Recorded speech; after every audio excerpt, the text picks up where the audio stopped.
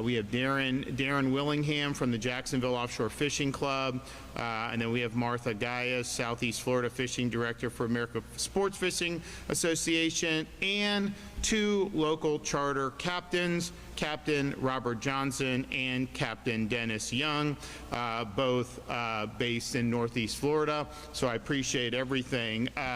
You don't need me to tell anybody here that fishing and boating is a big part of the state of Florida. It's a big part of the culture of Florida. It's also a very big part of the economy of Florida.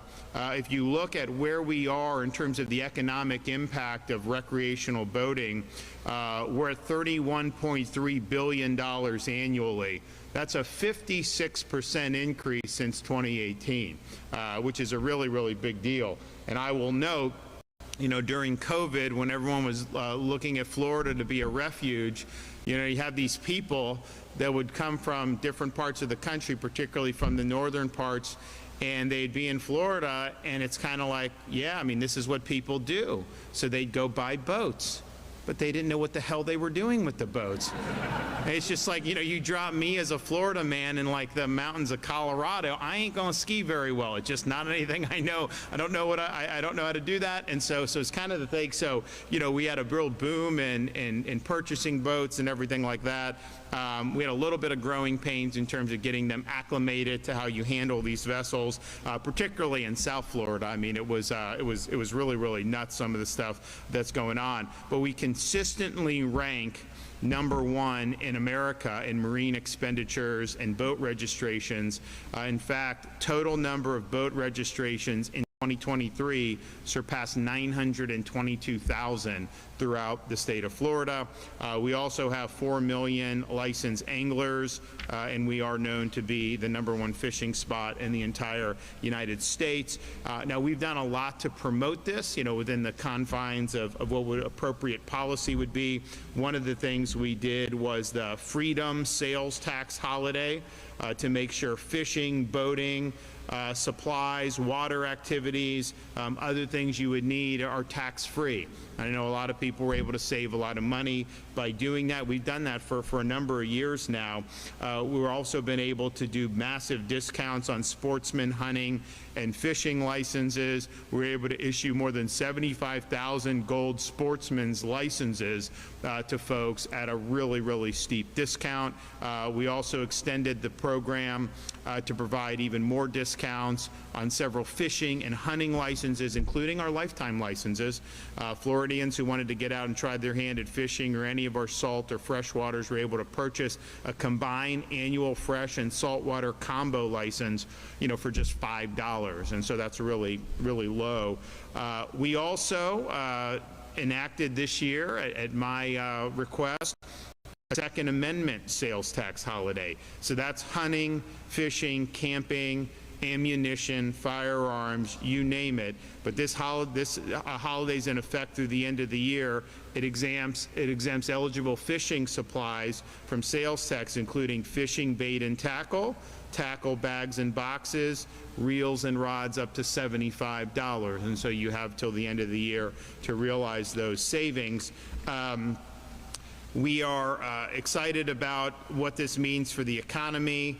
We have obviously a lot of vacationers that come here, and this is a big part of why they do it, to be able to come and to be able to fish. So, which is great, and I'm all about our industries doing well with tourism, but I also want to make sure the Floridians are able to enjoy as much as they can too. I mean, it's not all about trying to get people to come from up north. It's this is a culture. We want to make sure we promote it.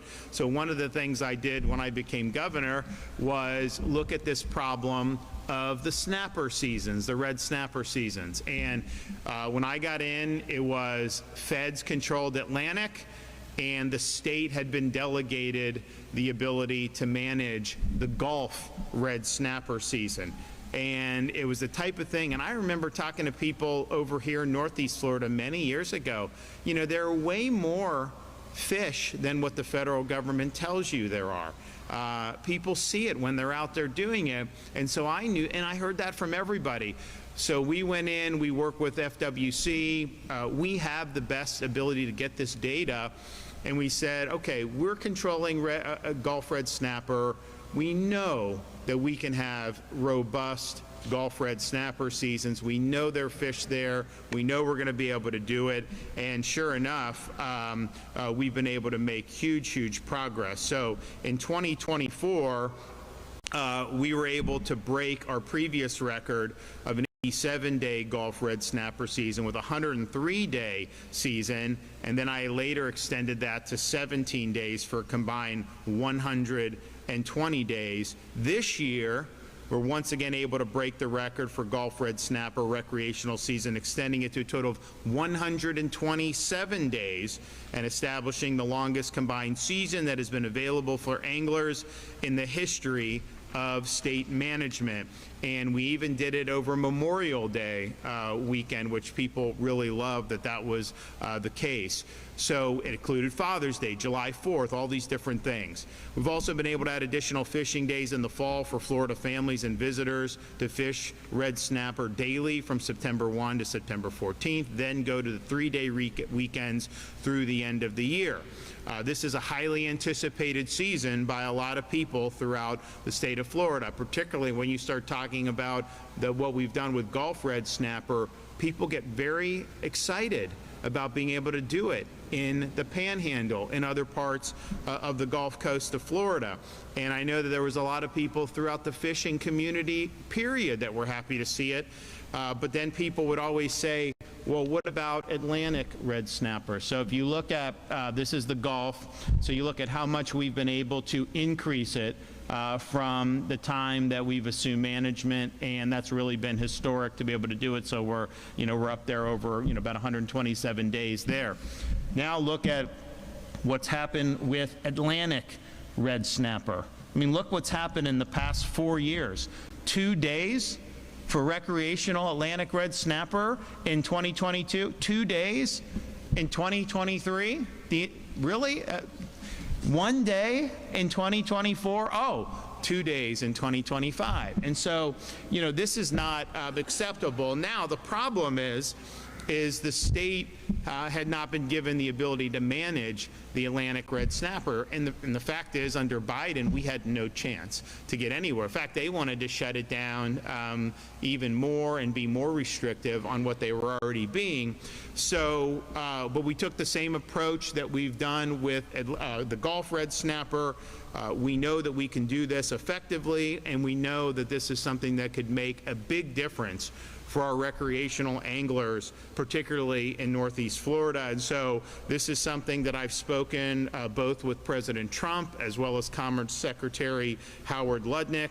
And the encouraging thing is they're receptive to this, and they support us being able to move ahead with what we're doing. So this summer, Secretary Lutnick rejected the Biden administration's last-ditch attempt to force sweeping closures off the course, and that was a move to finally begin the path of reversing decades of failed federal control and to open the pathway for state-led management. We've had great support for all South Atlantic state governors, congressional delegations, and attorneys generals to take decisive action and put South Atlantic red snapper management back in state hands. This includes close partnerships with governors of both Georgia and South Carolina. So we're here to announce today we have submitted this proposal, which we fully anticipate will be warmly received and properly received. We want to make a difference. And so FWC staff has submitted what's called an exempted fishing permit, EFP, to the U.S. Secretary of Commerce to allow state management of the recreational red snapper season fishery in federal waters beginning in 2026. This proposal includes a 39-day recreational season for Florida anglers and for-hire operators, the same number of days used when we took over the Gulf red snapper. So you see where we've been, then where we would go. And this is just the beginning. So it will include a two-phase season. Summer season beginning on May 22nd to kick off Memorial Day weekend through the end of June, and then a fall season running on 3-day weekends in October. This will be very significant for the local economy here. It will also be very good for folks to be able to have more recreational activities to be able to engage in. And I know a lot of people have wanted this for a long time. So I'm thankful that we have support now with the Trump administration in Washington, D.C. It's made a huge difference. I mean, you look at what we're doing on Everglades restoration.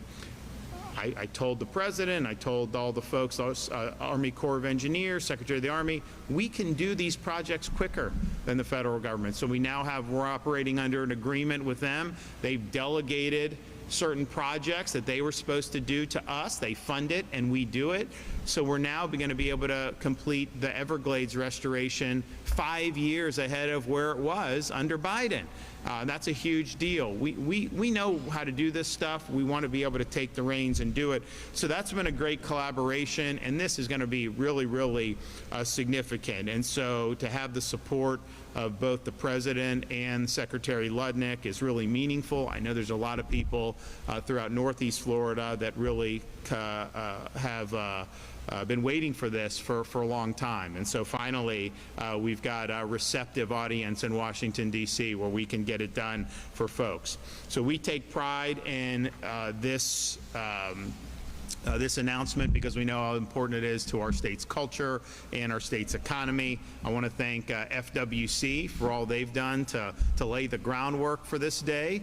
This is something, you know, as soon as shortly after January 20th. I mean, I think I met with Secretary Ludnick the day he was confirmed to be Commerce Secretary, and this wasn't the only thing on the agenda. You know, we're talking about the census too, because we got shortchanged in the census from this decade, and they say, oh well, Trump was president in 2020. Yeah, but then Biden came in, he issued a bunch of executive orders, and then how they applied that data only gave Florida 1 seat, where we are anticipating 2 seats in Congress. Texas should have had 3, they had 2. So that was a big thing that we dealt with the Department of Commerce on, and I don't know what they're going to do. I know there's a lawsuit, I know there's this, I know there's that, but big issue. But then as we're talking about that, as important as that is, I know it's important to a lot of people, we're also there talking about Atlantic red snapper, because we know that it's important for a lot of people. So it's good to see, you know, those discussions bearing fruit. We will submit this, we'll get a positive response, and then it'll just be off to the races. And what'll happen is it's going to be like this, I would anticipate.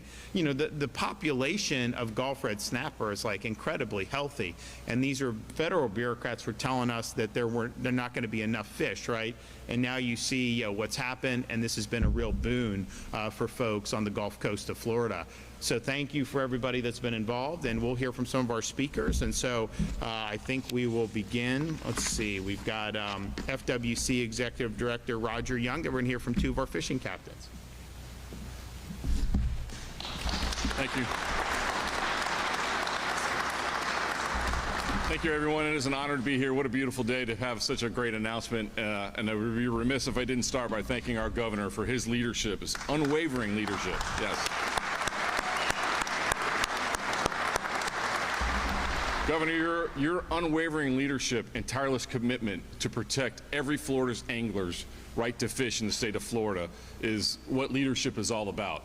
And it's the right to fish on both coasts across the state of Florida for future generations, and it's exciting.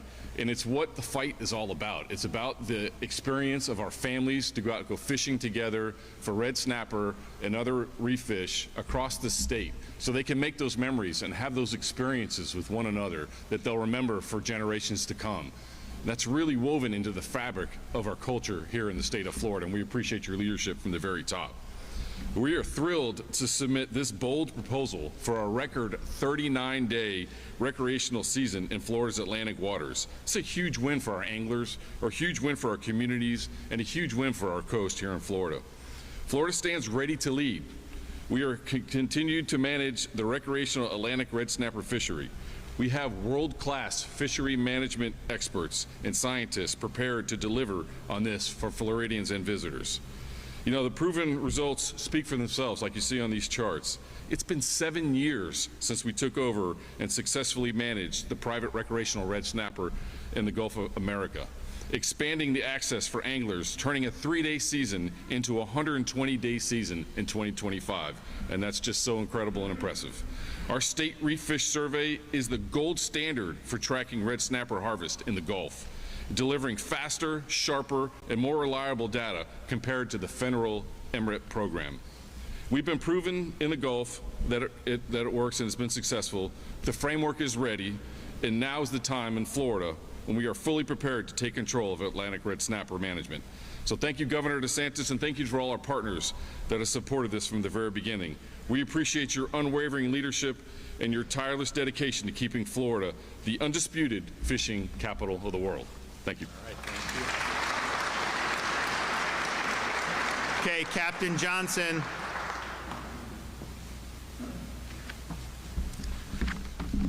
Thank you, Governor. I mean, you've been working on this since you were my congressman. Great job. Great job. It's a great day for Florida, for Northeast Florida. I fully support this move, this exempted fishing permit. I know a lot about the federal end of things, and I can tell you that what they were doing isn't working. The assessment model they use needs to be really done away with. It relies too much on MRIP data. It doesn't use sound science. The best example of that is a 2-day season. Florida has proven that they have the ability to do this. The management of red snapper was again extended in the Gulf, and you already touched on the director touched on the state reef fish survey. These people are great. I work with them. They've been on my boats. They're able to provide accurate, sound data, which is what's missing on the federal level. The state leads the way with management as far as being responsive. It allows for adaptive adjustments in season. They can align regulations with the actual conditions rather than an outdated forecast. We need to I'm at a loss of words. I've been involved in this so long. I've been beating my head against the wall for 10 years or longer, and it's so frustrating. And I'm not even looking at my notes anymore. It's just so frustrating to be under a system that you know is fatally flawed. The MREP data, as you were saying, it is not accurate at all. It relies on estimates of estimates of estimates.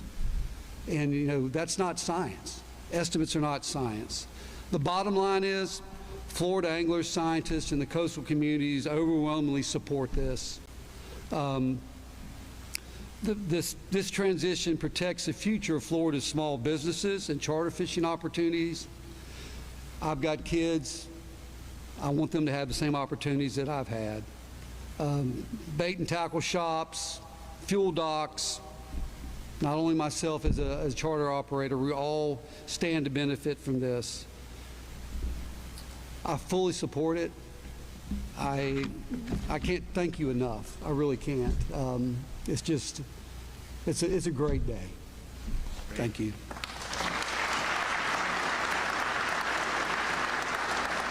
Okay, Captain Dennis Young.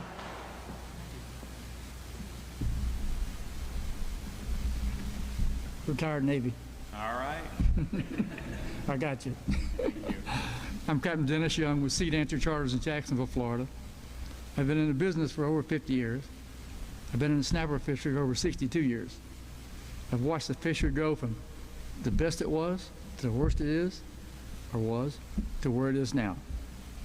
I've seen a steady progression in the last 20 years. There's been a steady progression up in the snapper population.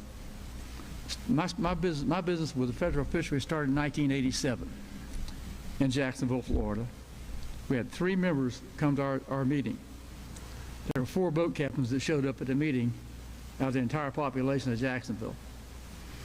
meeting, we told the federal fisheries that the snapper size limit was set at 12 inches. How can you have a reproductive stock at 12 inches? It won't happen. So the stock was depreciating significantly. 5 years later, they finally gave in and gave us a 20-inch size limit snapper limit. And in 2 years, we exploded with 20-inch snappers and bigger. And it's progressed up to 2010. In 2010, the federal fisheries said, we're catching too many snapper.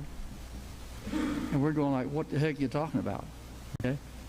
And most of the captains were fishing for like 2 fish a person per day on their charter boats, okay? And that fishery, once they shut it down, it's like the world stopped financially for the county. Nobody wanted to go fishing. Why go out in the boat and not be able to bring the fish back home? Boat services, outboard motor sales, fuel sales, hotel rentals, the whole thing just added up over time. And then they did a survey for Jacksonville, Florida, economic impact survey, and they went to the smallest community there, was Mayport, Florida. And they showed a $1 million loss or impact for that area. That didn't cover anything that Jacksonville had, nowhere near. So it made it look like we're just a small community and wasn't much of a loss, okay? So we kept fighting them, and we're here today, we're here where we are now. And a few months ago, I met with Conlon from the Rutherford, the Jacksonville Offshore Fishing Club, and I recommended to them that we go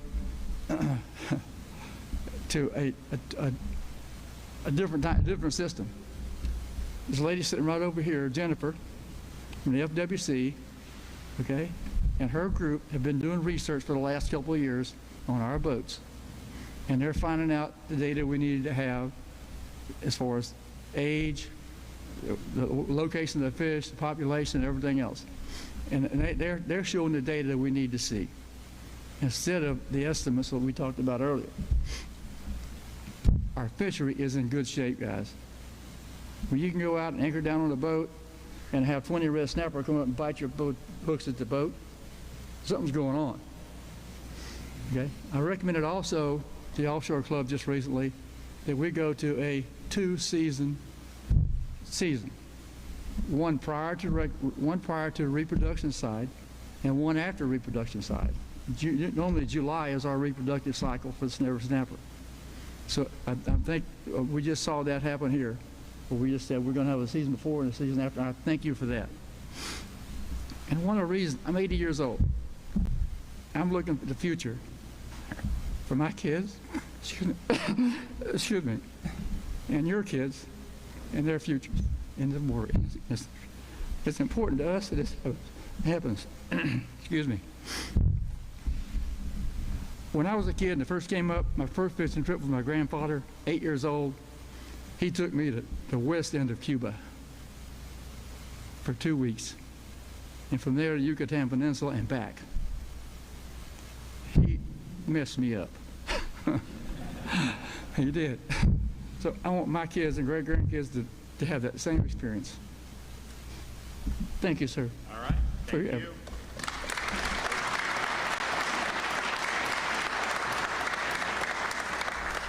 Now, it's going to be a lot of fun for a lot of people, and that's the thing. It's like, and we talk about the economic impact, which is important, and obviously when you look at some of the towns, I was stationed at Mayport, so I remember, you go, they have these seafood shacks right there by the base, and then you could get on the ferry, but I mean, amazing stuff they're bringing in. They used to do a lot of sheep's head. I'm sure they still do that.